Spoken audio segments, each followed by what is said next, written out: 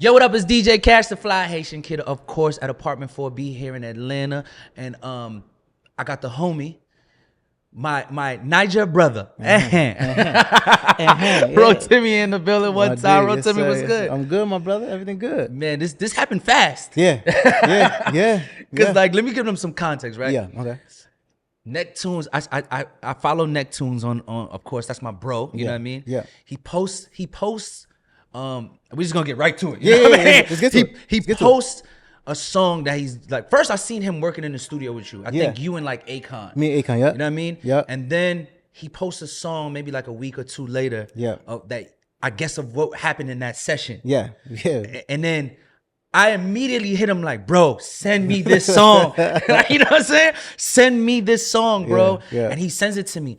Bro, I vibed to that song for maybe like, I played it like 10, 15 times in a row, bro. Amazing. I was just like, yo, bro. I said, bro, I got to interview Rotimi. Because I don't understand. I don't know how or why. A matter of fact, you came to my radio show one time, but we didn't get the chance to get in depth. When I was on Hot 107.9, we didn't get a chance. It was me when I was on the Dirty Boy. Yeah. But the song was so fire, I was like, nah, bro, we got to have a sit down. Yeah. He got to come through the Bomba Tuesday. Like, yo, bro, like this song, like everybody got to hear this song. So Thank you, bro. It's dope, man. Like, how did you start working with Neptunes? So it's funny, man. This is how God works, right? So I did a show that him and Akon were on. The Jollof Fest. I was playing on that. Yeah, I was playing on that too. Yeah. So Jollof Fest, I did Jollof Fest. I actually wasn't even about to do the show because I was going to be out of town. So I did it, and then Khan hits me. He sees my performance, and he hits me. He's like, yo, what you been doing, though? You've been working out. That's how the conversation started. He was like, yo, come back to come to the crib, and let's work out. Like, bring your trainer, let's work out. Right. So I went 2 days later, and then he was like, yo, you don't mind if there's an artist named Neptunes, the producer named Neptunes, he's here too. I never met him. He told me what song he had done. Right. So I was like, yeah, it's cool, yeah. So he's like, nah, but y'all chop it up before we start working out. So when me and Neptunes, Akon setting up the place, crazy. He set you he up. He did it on purpose. He set you up. He did it on purpose because it was too smooth. He set you up. He was like, yeah. So he was like, Neptunes, remember I was telling you about Rotimi? Yeah, well, yeah, y'all talk. So then we started talking, and I was like, yo, by the end of the conversation, we were like, yo, after this workout, let's go to the studio right now. Right. So an hour later, we did Make You Say. That was the first record we worked on together, bro. So I went in there, and he was making the beat, and I just started doing the melody. You don't need no daddy. And he was like, yo, keep that. Akon will come in and out. He'll help with the pen a little bit. He'll leave, and then we'll write it. So it was just like, and we worked for 2 weeks straight after that, every day. Yo, yeah. Like we were just saying behind the scenes before we started filming, like how insanely talented Neptunes is, bro. Yeah. It's like watching him work it's different. is very inspirational, bro. Yeah. Like you watch him work, it's just like, dude plays like the bass, he plays like keys, and like the way he puts together his log drum. Yeah. And it's crazy, different. bro. It's crazy. And you know, with somebody like that, you just kind of follow the energy, you know? Right, and so with Make You Say, when we did it, we knew it was out of here. When we finished it, we looked at each other and just started laughing. Like, how do we do this on a first time linking up? I don't even know you, my G. Like, I guess we tied for life. Still with the gym clothes on. I'm like, I'm musty. Like, you know what I'm saying? So like, it was an experience that was so organic that, again, it was just destined to be. Right. And since we put it out in 2 days now, it's going insane. We haven't even done anything to push it yet. Right. Like, the label hasn't done anything yet. Right. So it's just everything that's happening now is just off people just loving the song, and it's about. I'm gonna be very honest. I'm gonna be very, very, very honest with you. Yeah. Very transparent. I hope you don't feel away. Absolutely not. When I first heard you were coming up to the radio station to do an interview and stuff, I'm like, and it was like, oh, Rotimi, and I'm like, from Power? Yeah. And they're like, I'm like, he do music? Yeah. In my mind, and there's no shade, but I'm Absolutely. just being real. No, always. I was like, oh my God. Here we go. I'm not even gonna Another front. one of these I'm not gonna front, because being a DJ, absolutely, and then being on radio, you get all these guys, everybody's handing you, and then you don't really know or understand what the motive is for doing the music. Absolutely. A lot of people, they just see it as like another avenue and say, not even to have hobbies. Sometimes it's just business. They're like, somebody comes to them and say, you're hot right now. Yeah. You should Make drop a record. Yeah. You know what I mean? Yeah. So I didn't know what it was, but I just know I get it. We get it all the time. So I was like, all right. You know what I'm saying? Yeah. But I can't lie. Yeah. When I heard the record, then I heard your back, because at the time I didn't even know you were Nigerian at the time. Yeah. Then when I heard that, it all started to make sense. Yeah. And when you were like, bro, I was doing music before. Acting, I was just blown away because the music was so good. I think you played us at another joint like before. I think at the time you had Love Rhythm. Love Rhythm out. Yeah. And you played us Was it In My Bed? Not yet. I can't remember what record you played us after, but it was fire. Thank you, I was like, oh, I dude that really does music. You know what I'm saying? Yeah. So like, and what I do like is that you keep that your Nigerian influence in the music. Yeah. Like, does anybody ever try to hinder you? Anybody ever try to step in and be like, maybe we should do more mainstream? Nah. You know, for me, I realized that the only way you can make successful music is if you're true to yourself, right? So as an artist in the beginning, I was always trying to find myself. So I'd sound like Chris Brown, or I'd make a record like Trey, I'd do this like Jeremiah. And so like I realized it wasn't sticking because it wasn't who I was. So then when I say, you know what, forget everything else, let me just do what feels good. That's when the Love Rhythm, and that's when In My Bed, that's when the Want More, that's when Make You Say, you know, like these records are just authentically me because I'm literally the definition of African American. Right. You know what I'm saying? Like, so I'm the perfect balance, and my job is to bridge the sound of I'm a piano in this instance. Like, now let's bring it over here even more and make it even here even more. Right. Like, you know, before Wiz kind of dropped the record he did with Drake, right? That's kind of what opened the door to Afro beats. If you think about it, in 2017. Right. Like 5 years ago. A year later, In My Bed came. And then now it's starting to be more and more and more and more. And so when you start having that influx, it's like, all right, so what else? What's next we could do? And now me bringing like my version of what I feel I'm a piano is to me, or more like a Afro EDM to me. Right. You get what I'm saying? But like what I've noticed, Nigerians I'm a piano and South African I'm a piano. There's a slight difference. Right, absolutely. Slight difference. Right. Like a lot of the elements are there. Yeah. The log drum and the feel and the bounce. Yeah. It's just I feel like Nigerian artists, they're conscious of like the crowd and radio and everything else. So the records are a little shorter. Right. You know what I mean? With South African artists, I'm a piano record might be 6 minutes. Yeah. You know what I'm saying? Yeah. It might be 6 minutes. And like the intro might be intro alone might be 2 minutes. 2 minutes, yeah. With Nigerian artists, they get like, straight to the point. Yeah. 8-bar intro. Yeah, it's a song. Then that chorus is coming. It's a standard song. Right. But it's structured. It's structured as a standard song. But for me, man, like I'm serious about it. Like next month I'm going to South Africa to really understand the music, you know, and I feel like we don't give enough respect to them as well because they're super talented and no one really goes to really learn about their culture, learn about their music. So we going next month. Nice. You know, I'm gonna go shoot the video in Nigeria, but then I'm gonna skate over to South Africa and show my respects, man, because, you know, it's only right. Because like, I'm a piano is like, I don't think people understand. I think some future. people, I think some people speak about it as if it's like a fad. Yeah. You know what I'm saying? Yeah. But it's like, I remember this same talks when Afrobeat came out. It's the same thing. Yeah, people were talking about it like it's a fad, it'll pass. Right. But I'm a piano, it's like a feeling for the soul, bro. It's Absolutely. Like, and I hate when people come like, talk about it like it's the same thing. It's it's different. Very different. You can't disrespect it like that. It is very different. And for me, like, watch after this record goes crazy. Watch how many people try to copy this and now bring I'm a piano. That's what happens. And once they see somebody do it, you know, and so we're gonna be the ones to do it on our end. But like, it's just very interesting that you got to separate Afro and I'm a piano. It's two different, you know, but it's still. It's our music, it's our culture. We're all from the same place, you know? That's what I love about African artists. Yeah. Like, I don't really see them saying, oh, Nigerians stole our style or South Africans stole our style. It's kind of, it's just like, oh, those are the bros. Yeah. Like, oh, they doing I'm a piano, that's dope. How does it sound? Yeah. You know what I mean? Absolutely. And I love that. I love that about the whole African scene and African culture. Absolutely. Period. You know what I mean? Yeah. So like, did you grow up in Nigeria? Nah, so I grew up here. But I grew up in Jersey. Oh, okay. So I grew up in Jersey. I'm first generation Nigerian. My parents moved here when they were in their 20s. Gotcha. And so they had me, and so I'm the first one of, you know, from them to come. And I've been here my whole life. But I went home every summer until I was 18. Got you. Okay. So I was like my dad comes from Lagos, the city boy area where it was like flashy. My mom is from the village.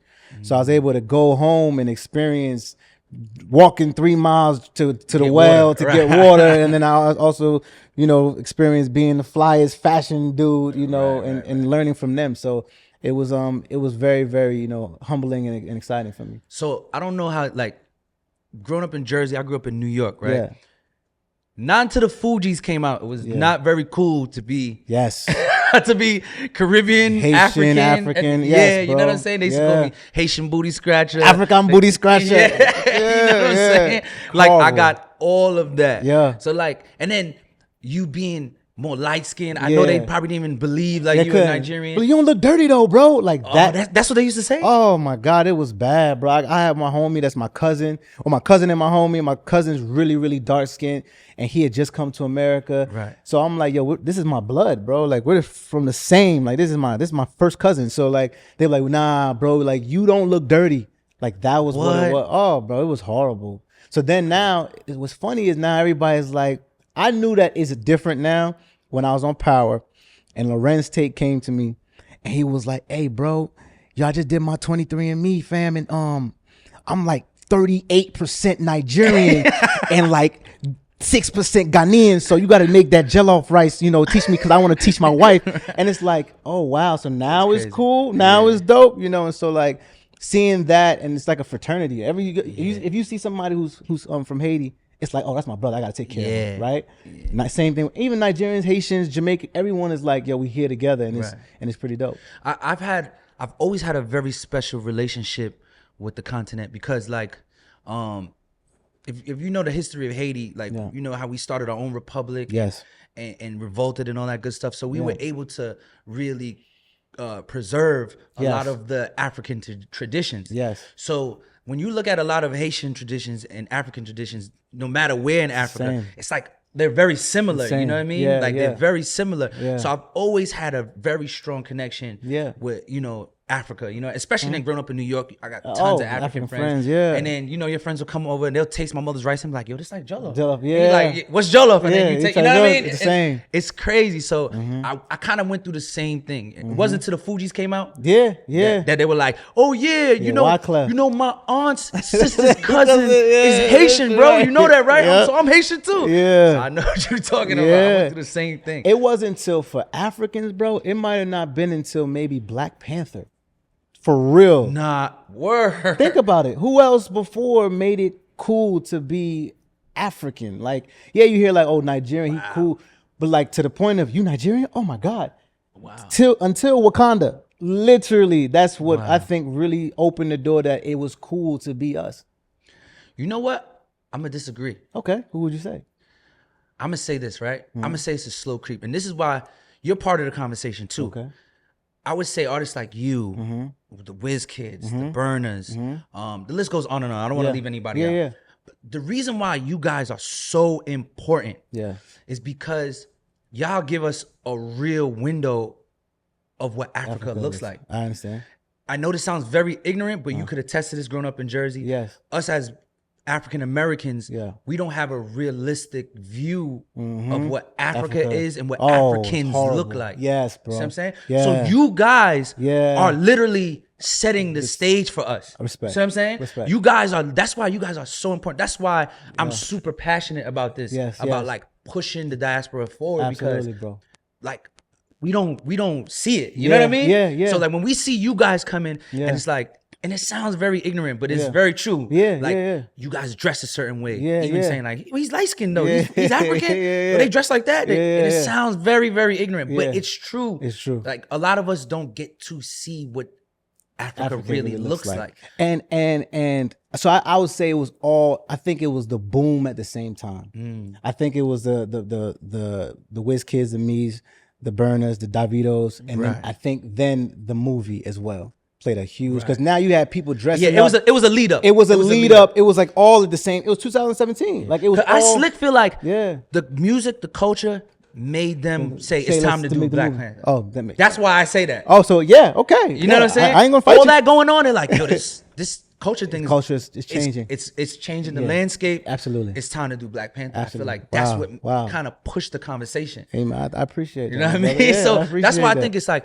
I don't know if y'all understand that, like how important that is. You know what I mean? Like even something like Bomber Tuesday, which you'll see tomorrow when you Yeah. come through and stuff, Yeah. like the crowd is like 60% African. The rest is not is other. It's like Wow. Caribbeans, Americans, Wow. and they're like finding Amapiano and they're like, yo, what is this? this? How come I've never heard about? How come Yeah. I'm just not? And they literally feel like, yo, I've been deprived. Wow. And they're like digging deeper. They're finding out about Fela. They're finding Yeah, they're like it's digging discovery. deep. Yeah. Right. Yeah. So it's like it's amazing that like this is what you guys are doing. You guys are planting the seeds to pioneers, make yeah. people go like, you know what I mean? Love. Yeah, yeah. So it's like it's amazing to see this all Thank you, play out. brother. You know what I Thank you, mean? brother. Thank you, brother. So if you started off singing, Yeah. and you started off doing music, how did you end up on Power? How did that work? Ooh, so music was everything. Graduated from college. I went to Northwestern University. So I graduated, but I was popping in the city, but we had no money. So my manager at the time was like, yo, like, I know you've never acted before, but you're always natural in front of a camera when we do music videos. Like, go to, I was in Chicago, like, yo, go see if, you know, any of these agencies would take you. None of them took me because I had no resume, you know? So the only reason why I got an agent, an actor agent, was because her son went to my school. So she just looked out for alumni. That was really what it was.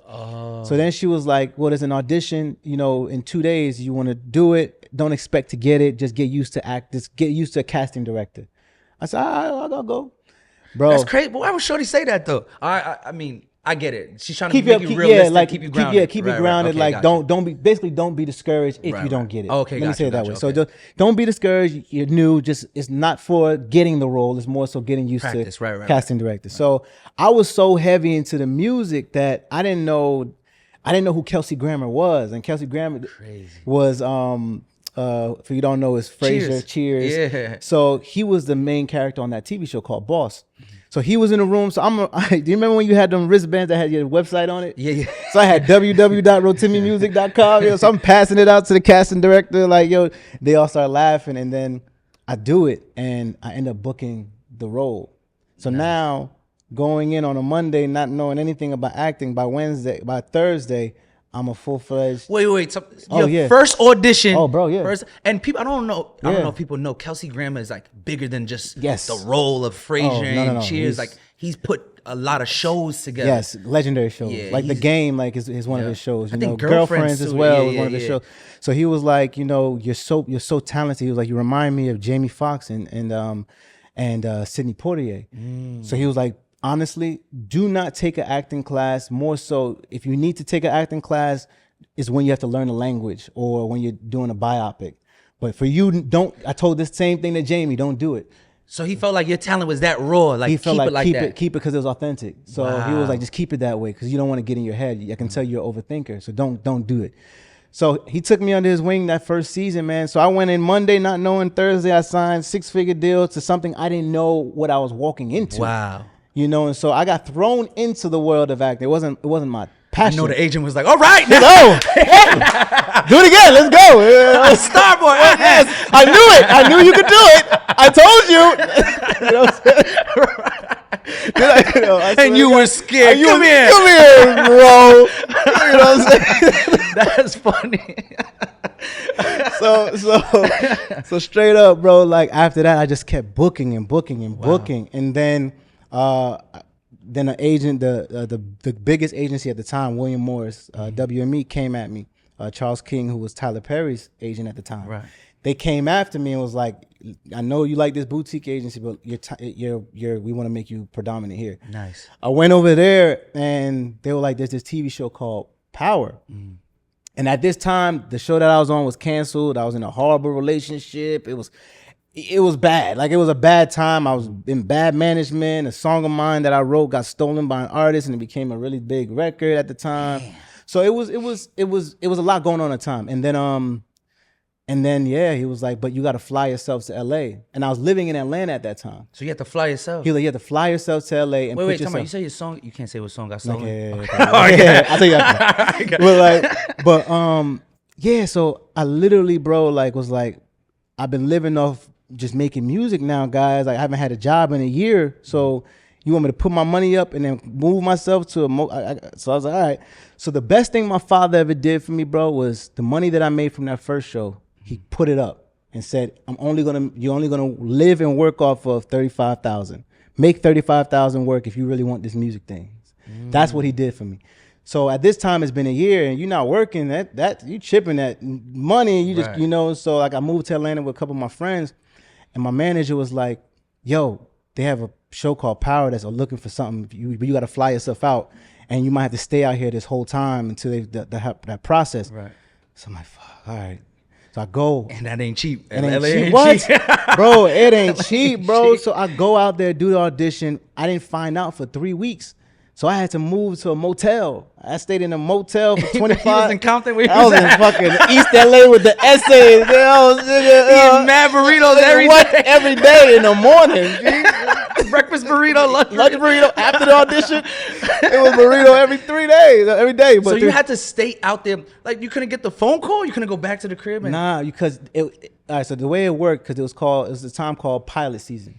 Oh, okay, gotcha. Okay. So pilot season, you gotta be out there. You know what I'm saying? But like that was the one that they kept calling me back. Right. So they could be like, all right, quiet for 3 days. They could be like, can you come tomorrow? Oh, okay. So you gotta be out there to You just gotta be out there. So it was a 3-week process. So I'm spending money I didn't really have at the time, even though I had it, but I didn't have it. You know? And so I'm worried, like, calling my dad. He's like, nah, man, figure it out. And then within that 3 weeks, like, I ended up booking it and then moving to New York, and it was just, you have to have faith in yourself. That's what I learned, bro. You have to have faith in yourself. And you gotta bet on yourself. You gotta bet on yourself. I was down to maybe last $4,000. Right. So I had to make $4,000 work in LA. So, but wait, when you had that $4,000, your pop still had the stash, and he didn't tell you? Yeah, he was like, That's crazy. He was like, no. If you really want this, make it happen. How else are you gonna learn? How bad do you want it? Yo, that's an African father right there. What? Oh, we used to fight, bro. I'm like, yo. Said, Rotimi, do they have jollof rice there? Okay, so you can eat. You can eat something now. You can eat something now. You can eat okay. something. Yeah. You eat that every day. No more. Don't eat the whole thing on Monday. Save it for Tuesday and Wednesday now. What's wrong with you? Don't get no meat. No meat. No suya. That's a luxury now. Eat half the suya and then save it for the next day now.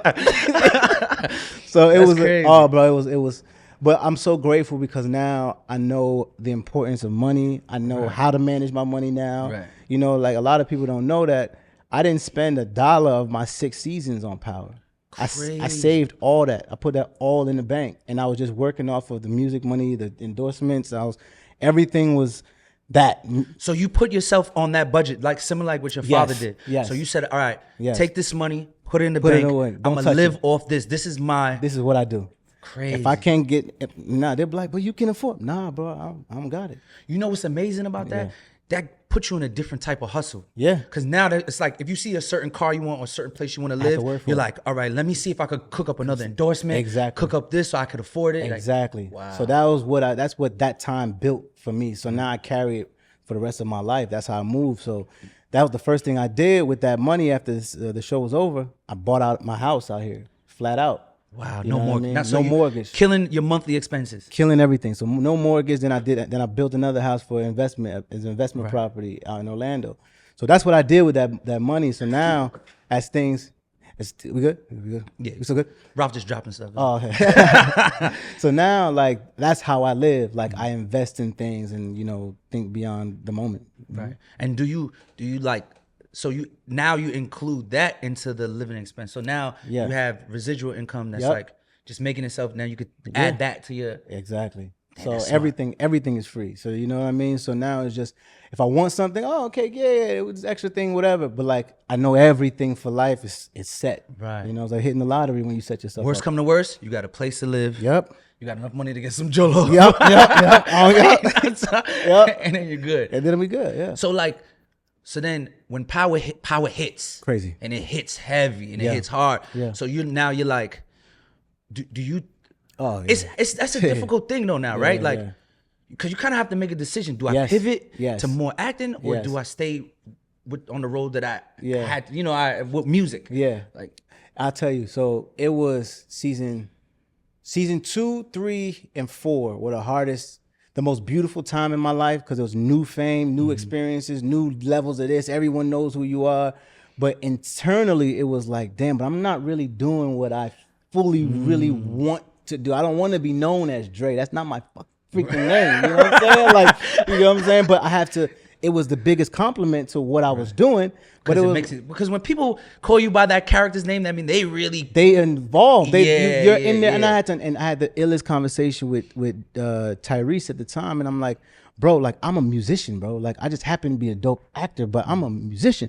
And he was like, you gotta kill this role to the best of your ability and focus, because it's gonna make people want to know who Rotimi is, bro. Right. So don't even think like that. This is the stepping stone. So embrace it, because they're gonna say, dang, who is that? And they're gonna find out. But just be ready with the music when it's time, because then when they look, it gotta be believable. You gotta work 10 times harder than this artist. It's true, because like I said, like me as a DJ, I was like, oh God, this another actor and he's the best person to get that advice from, because he's managed to master the two. Both, exactly. And so I've been blessed with, you know, honestly, like the first artist to offer me a deal was T.I., actually. And a lot of people don't know that. Tip actually offered me a deal in 2012 to join Grand Hustle. So what happened? The deal wasn't fair at the time to me personally, but I didn't earn anything. So I understand why I got a bad offer. It was just more in his favor. It was more and I wasn't personally ready. Like I wasn't ready, but like it was more in their favor, and because he was taking a risk on me. Right. Because I had nothing. Right. He just thought I was talented. So of course I get it. Like you're gonna set somebody this, but just something that didn't feel right, you know, at the time, and it wasn't because of the situation with me. I wasn't ready as an artist. I was still trying to find my sound. Right. So I've always been around artists who do both. So Tip, actor, musician. Wow, yeah. My first movie, Tyrese, we did Black Nativity, actor, musician. The first artist who recognized me as a celebrity in LA, and who my first LA friend was Jamie Foxx. Wow. So then the first one to give me a major role and make me a millionaire was 50 Cent. So it's all of these people that have been placed in my life these last 10 years that have put me in the mindset of, okay, yo, you just do this how you do it, to do both. Right. You know what I mean? And I didn't even realize that I was being groomed for that. Right. Yeah. So, well, you and my guy Five are good now? Please say, because he's my guy. He's my friend. Yeah. And that's my guy. And I love 50, man. 50 has made me a lot of money too. Y'all good. We've always been good. Okay, cool. Let me explain that situation. So this is the mastermind of 50 Cent, right? So my album had just come out under G Unit. I was signed to G Unit. So my album came out, and it was #1 R&B album on iTunes for like a week, right? Right. And so he was like, yo, watch what I do, little bro. He said, just follow it. So then he comes out and says, I owe him money. So I'm like, what the I didn't know you was going to... What? What do you do that for? No, that's, you know what I mean? So it's like, I'm like, my G, like, why would you? So then he's like, nah, but then he was like, watch what I do. I'm going to say your album's #1 25 times. Right. One, I'm explaining how I want to beat you up and do this and this and this. This nigga got the #1 album and he's doing this. So it made people like, he got the what? Let me go. And that's how Love Rhythm took off. That's crazy. So Love Rhythm took off when that happened. And it was doing well before, but that first week then you might drop, you know what I mean? Excitement but like it kept it #1 for another 2-3 weeks. So everybody discovering what the single was, which was Love Rhythm, and it went out of Zoom. So at the time he was like, listen, what was that reaction real though? Because like you didn't know what he was doing at the time. I think you did like a reaction like, yo, I don't owe you that or whatever. Yeah. Was that real, or was like you was just going with it? Like, I was going with it. Oh, okay. I was going. I knew at that point we had the reaction like, come on, bro, we can't, bro. Why did he do this? You know what I mean? But so he walked me through. He was like, listen, TMZ's probably gonna call you tomorrow. Talk about the shit. Tell them you #1. Just eat off this. It's gonna go for like a good month or two. They'll never forget it. But they're gonna. So he's walking me through how this is going on, and it's just like a marketing genius. But that's one thing about Fifth, man. A marketing genius. He's genius. Period. Like he'll be doing something. You be like, I don't get it. Like I don't. Yeah. But then it's like the biggest thing ever. You're like, yo. You like, how did that happen? Yeah. Because and Fifth is just like a I gotta say like. Yeah. I've done business with a lot of like entities, rappers, and all that.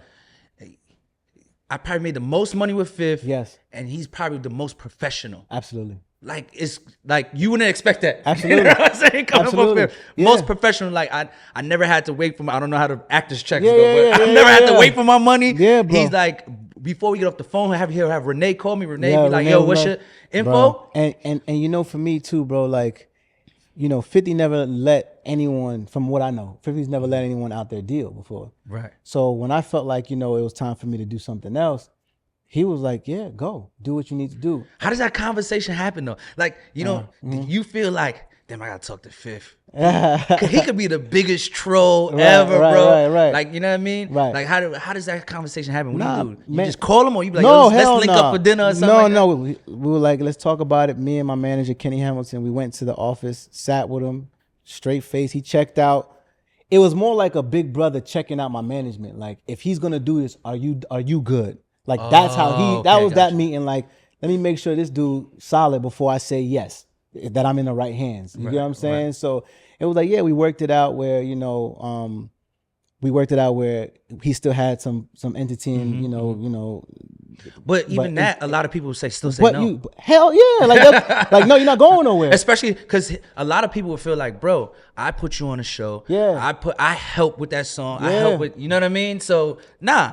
Yeah. He was like, we're going to work something now. But no, if you believe in what you're doing and you want to do somewhere else, by all means, bro, do it. Wow. It was like, so it was the most amazing thing that I didn't have to come out my pocket. It was more of like, you know, we worked out a situation, mechanicals, where like whatever I did, he'll get a little piece, which he should, because he helped build the brand. But it was just brilliantly executed, and it was all love. Do people still call you Dre? You know, so I'll give this breakdown, right? So from 1 to 10, from season 2 to 4, it was Dre 1 out of 10. Right. And from 10 out of 10, 10 out of 10, call me Dre. 4, 5, 6, then it became 50-50. Right.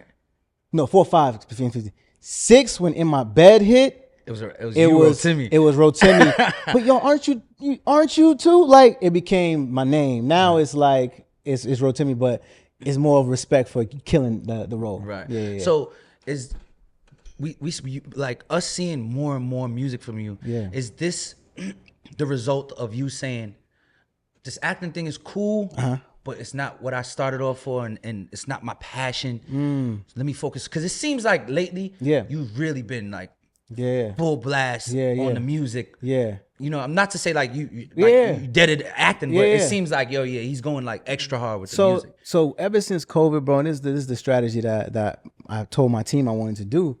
I was like, listen, man, give me this year, like give me 2022 to just establish what I need to do as an artist. Let me go on my tour. I've never had the opportunity to just focus on music. Right. I've never had it. So like, give me because 7 years I was balancing 2. You know, I was, God willing, I was able to have. It was that long, 7 years? I was on Power for 7 years, bro. Crazy. So within that time, I was able to make 2 gold records in that time, but that's God and hard work. But imagine what I can do if I can just focus on music this whole time. So we went on my first tour, world tour. We did that this year, and then I said, let me have till January 1st. We can go back into the acting world. We can go back into acting, but let me do this. So with now Make You Say happening, they're like, oh, you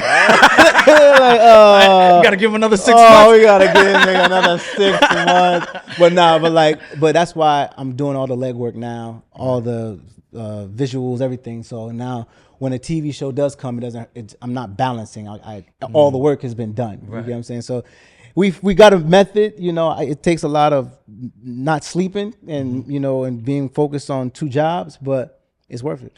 But I don't know, man. Like. I think you're probably gonna need another 6 months, because now it's like now you have, I feel like, a piece that you probably been missing, which is that producer that you super gel with, which is Neptunes. Yes. So that might be like, who knows, with all the records y'all did, you might drop another one. It might be even bigger than and it's probably is you see what I'm saying? You see, so like, what do you do then?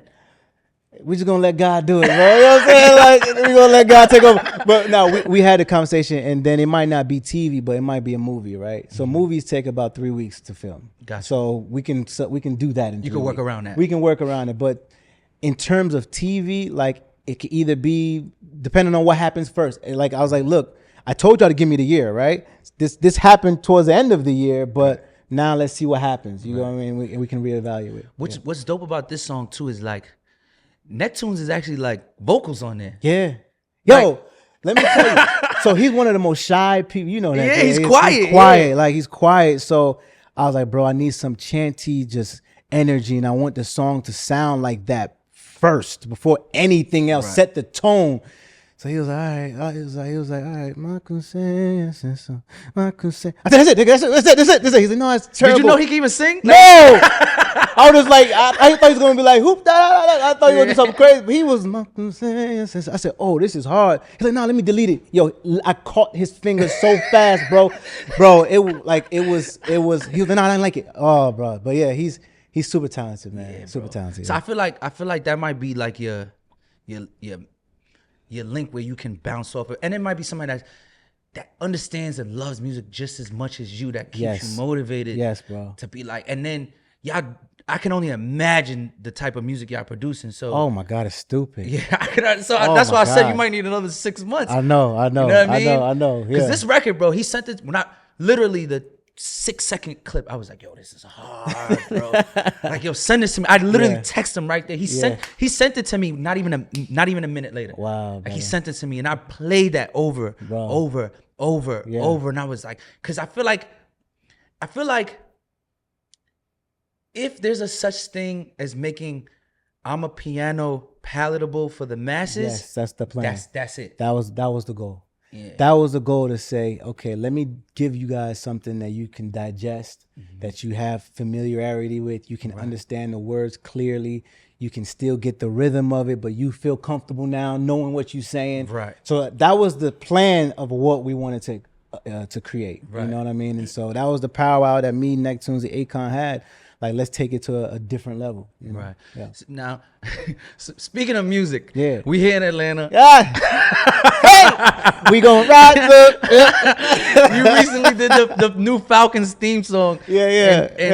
And certain people in Atlanta, I'm not gonna say all Atlanta, but certain people in Atlanta were tight that you did the song. Yeah. And I didn't hear too much people about the quality of the song. That they were just mad that it was me. you. Yeah. Like, how did you, when you wake up and you see that? Because it blew my, I didn't see the big deal. I was like, okay, Rotimi did this song for the Falcons. Like, what's the big deal? Yeah. When I listen to the song, I'm thinking like you slaughtered the song. Like, you Yeah, sounded bad. Like, you were you know what I mean? Like, you didn't sing well on it or something. But I was like, I don't get the big deal. So what were you thinking when you seen Bro, that? I was shocked, bro. Like, the okay, so let me tell you how it happened. Okay. Let's do that. Okay. Let's explain. So the Jello Fest is a special fest, bro. Because somebody who was a rep for the Falcons came to that show. Wow. So they came to that show and they were like, yo, we want Rotimi to be the face of the anthem, and like all the stuff that's in the stadium, like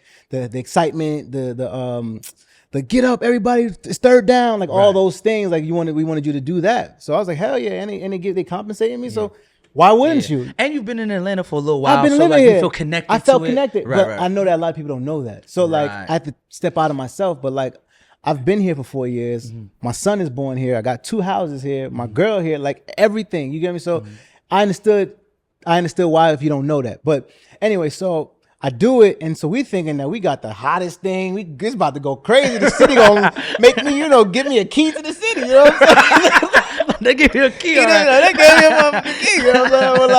We're like, so kill it, and then we do it, and just seeing that, it was like, whoa, the song's not bad. What's the issue? Like, what's the issue? Like, so then I started delving into it, and I was like, well, it could have been anybody else. And I was like, wait, what's wrong with me? Like, nigga, I'm better than half the niggas you telling. Like, then it became better than half the people. Like, okay, my bad. Better than half the people you talking about. But then it was like, oh, he's not from here. Right. I think that was it. I think that's what it was. That's what it like, was. They maybe wanted somebody like, of course, and from like Atlanta, of course, OG preferably. Absolutely. You know what I mean? But I feel like everybody's always gonna have an opinion, and that's what I had to realize. Like, you can't let this affect you. In actuality, my team was like, "Yo, this is great. You're in everybody's mouth right now." I said, I don't want to be talked about like this, you know. But like, again, it comes with the territory, Right, and right. and it was dope. Like, for the people that might have still been calling me Dre, now you definitely know who Rotimi is for the next thing that happens, you know. And so like now it's kind of like what 50 did. Again. That's how I had, bro. That's how I had Crazy. to look at it. So then I was like, honestly, I was like, what would 50 do? Like, honestly, what would he do? How would he respond? What's the smartest thing to do? I can't get mad about it. It's not a shot at me. It's more of like misplaced anger at the Falcons because of them choosing somebody that's not from here.